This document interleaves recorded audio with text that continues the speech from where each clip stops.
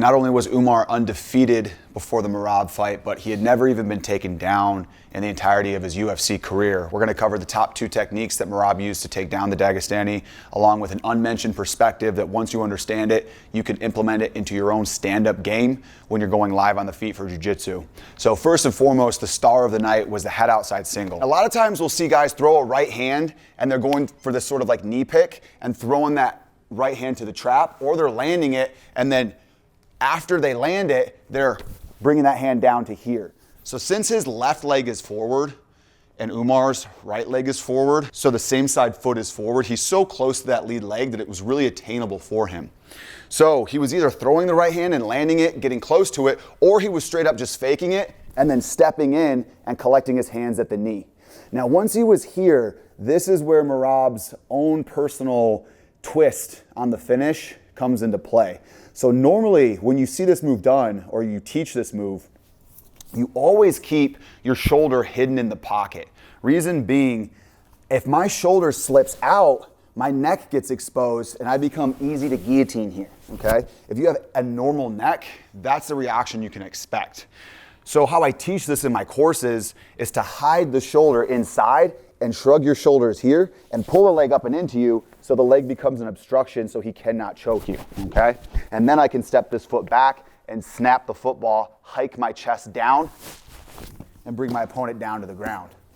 What's special about Merab, and you probably have people in your gym like this, Merab's got no neck, all right? That's like no shade on Merab, it's just Lego head. Lego head. Look at the man. His chin is connected to his shoulders, all right? And then 2, he's finishing the shot low on the leg, okay? So he's really no threat to be guillotined to begin with, but also when he's here, he would drive up and into him, creating space between him and the leg for him to then snap down and create momentum into that space.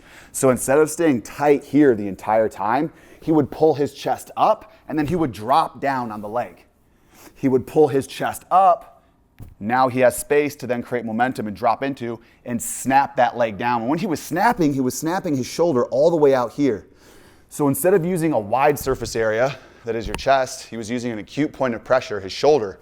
So that made his weight matter and made it go the extra mile and create that much more pressure on the Dagestani, getting him to fall to the ground. And I can't emphasize this enough, he was snapping. He wasn't just using sort of mundane continuous pressure where we're just gonna end up going in a circle. The defensive guy ends up pushing on the head or they guillotine you, but if he pushes on my head, he can just start limp legging out from here. He can straighten his foot and pull it right out. That's what you see 7, 8, 9 times out of 10 when people try to finish this shot, even in the UFC and in Jiu-Jitsu as well. Look at ADCC, look at any high-level grappling match. Our stance is a bit more upright in Jiu-Jitsu and in MMA, allowing him to posture and pull that knee out. Now, again, what Merab does, he's low to the ground, has no neck, he's snapping, and he's low on the leg, okay? So if I'm up high towards the hip here and my shoulder slips out and I have a normal neck, that's a recipe to get guillotined, okay? So for any normal human being, you wanna keep the shoulder inside the hip and you actually wanna pull the leg tight to you. Merab wasn't getting this takedown right out of the gate, okay? He wasn't getting a takedown or consistent takedowns until the 3rd round. So he was getting to this position and he was attempting to finish and he was doing the same things that he was doing in the later rounds to get the takedown. He just didn't have the success because he wasn't getting his opponent tired yet. This is the same thing that you see in Jiu-Jitsu, you see in traditional wrestling, in sport wrestling, and your skill level is that similar. Even if you're a beginning wrestler and you're going against someone with beginner defense, you're gonna need to tire them out a bit and you need to stay persistent with your attempts.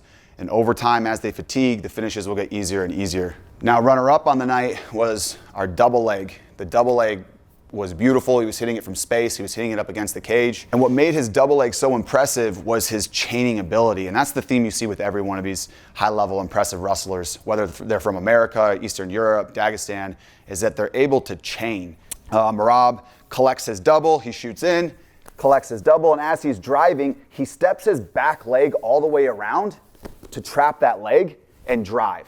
This is really classic wrestling technique, but as he's driving, Umar starts to turn down and he creates an overhook here. Now, instead of just sitting in this position, allowing Umar to come up, what Merab does is he takes his palm and he points it towards the sky, okay?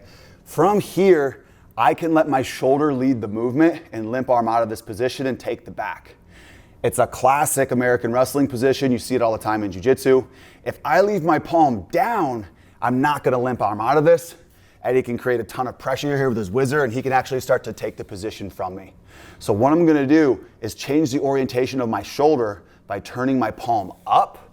That allows me to dip my shoulder down. Now, what do I mean by let my shoulder lead the movement? My shoulder is going to draw a U away from my opponent. So not straight forward, not directly to the side, 45-degree angle. I'm gonna let my shoulder draw a U, and since my palm is up, my orientation is perfectly set. Now, because the overhook guy is creating so much downward pressure with his overhook, that hand just plants straight to the mat, and that's exactly what happened.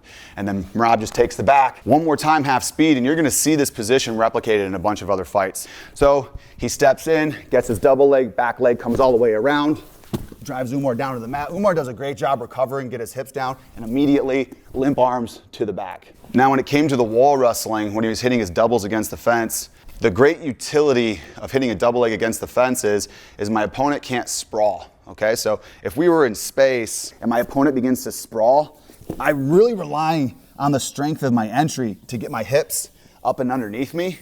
So I need to time my opponent and get my hips deep up and underneath me so my elbows are close to my body, meaning I can maintain the position easier and keep his legs close to me. I don't have to rely on the timing of a great setup when I have my opponent against the fence, because he can't sprawl to begin with. The fence is behind him. It's the third man in the octagon, sort of like holding him up. So if you ever get your hands locked, right? Think about holding on to anything at all. If you can get your hands locked behind it, you don't have to rely on the strength of your hands, right? Your fingers, the mechanics of your bones are just held in place. It's much easier to hold the grip. Now, to get his feet off the mat, there's this pulling and hiking motion. John Jones is the most famous person for doing this. He does it beautifully, he does it all the time. But this just goes to show you, John spent most of his career in a weight class where he was taller than a lot of his opponents. Merab is shorter, okay? So it doesn't require any sort of like physical height advantage. So you're gonna be able to, the main component here is getting your hands locked underneath the butt. I prefer a 5-finger grip, so the head side arm is going to lace over top. A lot of people like the S grip, especially if you're wearing gloves in MMA. Sometimes that's preferred and it's more accessible, okay? You get a little more length there. You can see with my grip, it goes butterfly, 5-finger, gable, S grip. My hands get longer and longer and longer the further I go apart, okay?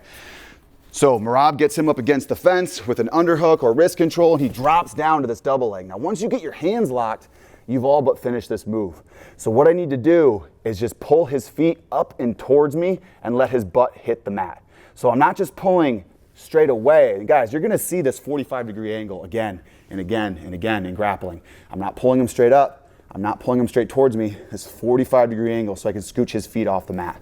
So I get my hands locked, I pull back, and then I'm dropping him down to the mat. Now from here, you can do all kinds of things. You can wrap your legs underneath and go with the Dagestani foot wrap, figure fouring the legs to make sure they can't get up. These are the two takedowns that Merab really focused on, was the head outside single or high crotch and the double leg from space and up against the fence. Now at the beginning of the video, I mentioned there was an unmentioned perspective that I saw throughout the fight that Merab had that you could then introduce to your own takedown game for Jiu-Jitsu. This never gets talked about, and I think it's really valuable for you if you're a Jiu-Jitsu person who's looking to go on the feet. This is the nature of offense and defense. In Jiu-Jitsu, when you're trying to pass someone's guard, do you just pass their guard on your very first attempt? No, it takes you many attempts to have one success, okay? And that's the nature with takedowns. And Merab understood this, okay?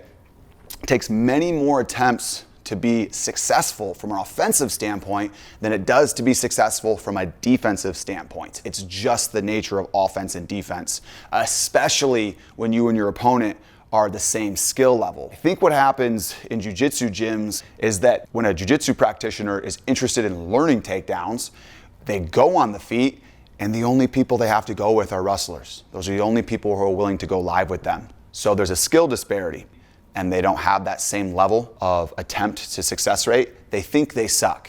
They think they're not good at takedowns. That's not the case, okay? You also just need to understand and accept that you're gonna have many more attempts than takedowns. Even the wrestlers themselves, watch them go on the feet. Watch how many attempts that they have. Even Khabib. Khabib has early fights in the UFC where he's going against pure strikers, and he has to chain between 5, 6, 7, 8 attempts to get that person to the ground. Okay? It's the nature of offense and defense. It doesn't mean you suck. And by acknowledging that, that should give you some relaxation and energy now to open up and attack more. There's a drastic psychological difference between being in a position where you think you're failing and you think you suck and you're just drowning yourself in cortisol. That's going to drain your gas tank much faster than if you change your perspective to thinking, oh, with each and every attempt, I'm getting closer and closer and closer to getting that takedown or getting that guard pass or getting that submission or getting that connection with a strike. It's the same in every martial art, and it's definitely true with standing on the feet. Merab not only understands this, but he feeds on it. The more attempts that he has throughout the fight, the stronger and stronger he gets. He believes in his technique, he believes in his ability, but he also understands that a failed attempt doesn't mean he's not going to get the takedown. He actually knows that with each attempt, he's getting closer and closer.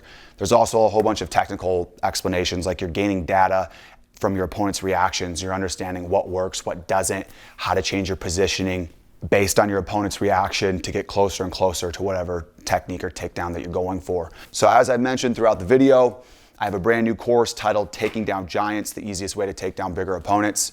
If that's something that you're interested in, I have all the information you need in the comments and description below. There's already loads of grapplers having a ton of success in the program, but at the very least, before you take off today, go ahead and grab our free mini course.